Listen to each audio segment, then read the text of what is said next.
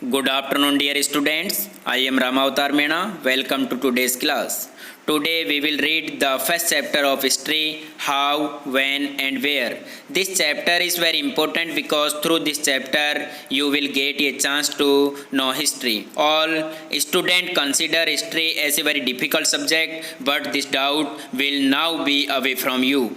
We will read in this chapter about the how important are dates, which dates, how do we periodize, what is colonial, how do we now administration, source of information, and what do official records not tell. Now first chapter is how important are dates. Don't you think dates are important in history? It is important to find out the dates of various events that took place in history. For example, when did people begin to drink tea or coffees? Sometimes it may not be possible to find out an exact date, and therefore we refer the occurrence of that event with a period of time. And in fact, we don't have evidence for many historical events of the past. And another example, how read the newspaper began to be printed. Similarly, we don't have enough historical evidence to prove the date of various cultural change and socio-economic changes. In order to reconstruct history, we need solid and reliable evidence of the period. There was a time when historians were fascinated with dates and other related to points. History is synonyms with dates. We compare the past with present. We continue to associate history with a string of dates. And historian wrote about the year a king was crowned, the year they married, the year he had a child, the year they fought a particular war, year he died, and the year of next ruler success to the throne. For events such as these, a specific date can be determined. On the other hand, many events that took place in history were not recorded with a specific date. History of British India is related to the rule of the British Governor General. British historian in India wrote about those personalities and their activities, policies, and achievements. So first, who was the first Governor General of British India and last Governor General of India. So now from the history.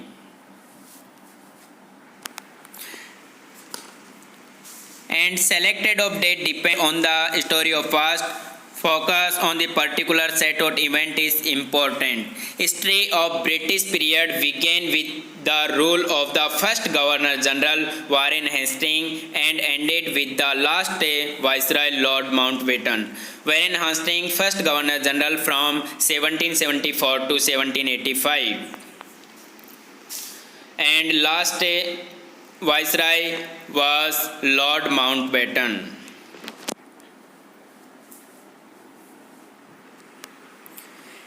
How do we periodize? In 1817, James Mill, a Scottish economist and political philosopher, published a massive 3-volume work, A History of British India. James Mill divided the Indian history into 3 periods: Hindu, Muslim, British. According to Mills, only British rules, cultural, and laws could make Indian civilized. There is significant source to study the periods of event, and by studying different historical events, a studying of the time of period can be formed. Why do we try and divide history into 3 periods? To capture the characteristics of a times, its central features as they appear to us. To demarcate the difference between periods, to reflect our ideas about the past, to see the significance of the change from one period to the next.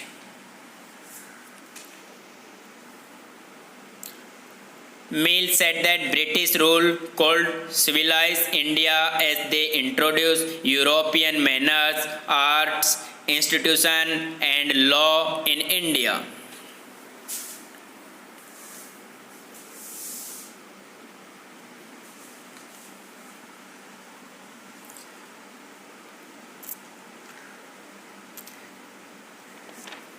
And one more line is very important. According to Mill, only British rule, cultural and law could make Indian civilized.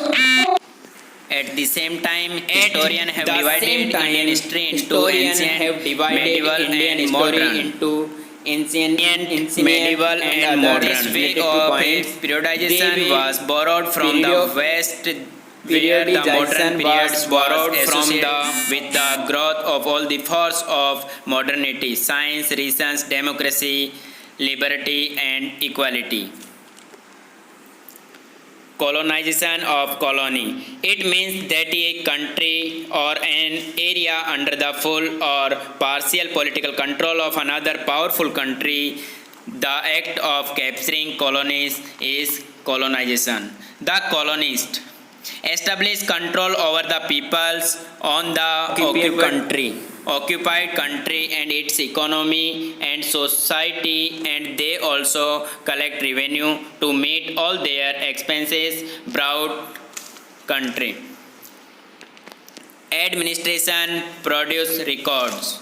The British believed that the act of return was important. Every instruction, plan, policies, decision, agreements, and other investigation had to be clearly written up.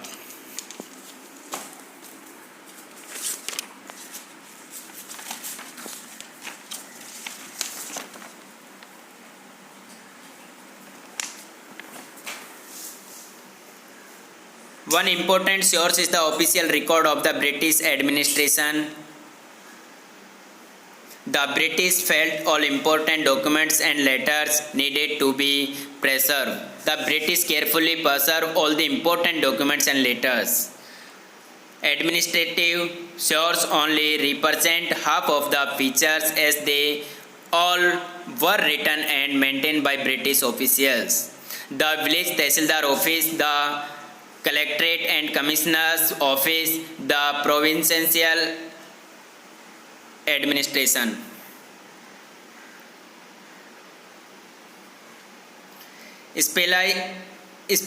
Specialized institutions like archives and museums were established to preserve important records.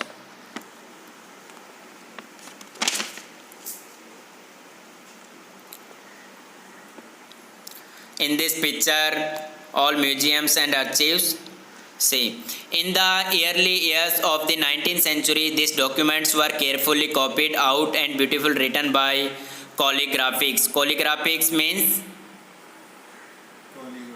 related to arts and writing letter in arts. By the middle of the 19th century, with the spread of printing, multiple copies of these periods, the British wanted to know the details of the country for effective administration. Therefore, they have initiated a process called survey to map of the country. Official records, letter, memo, survey, newspapers, magazines, autobiographies, reports, experiences of travelers, novels, and poems are some important sources information of British rule. Survey were conducted to know the topography, soil equality, and other fauna and flora. They were conducted botanical survey, zoological survey, and other related to survey. Survey of India during British government.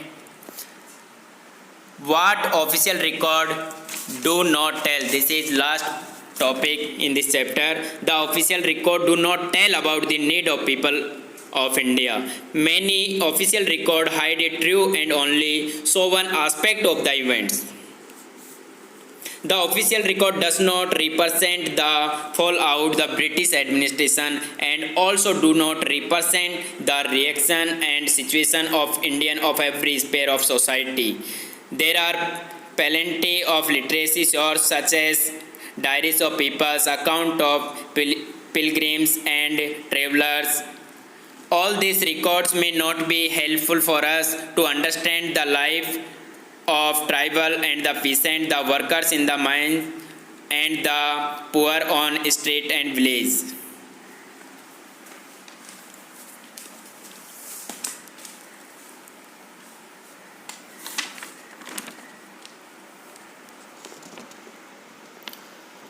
Dear student, in this chapter, some important points also include in these videos. Name recaps. All points are very important, so please read carefully. Dear student, I hope that you have understood this lesson well, and now you have understood why the subject of history is so important to us. Thank you.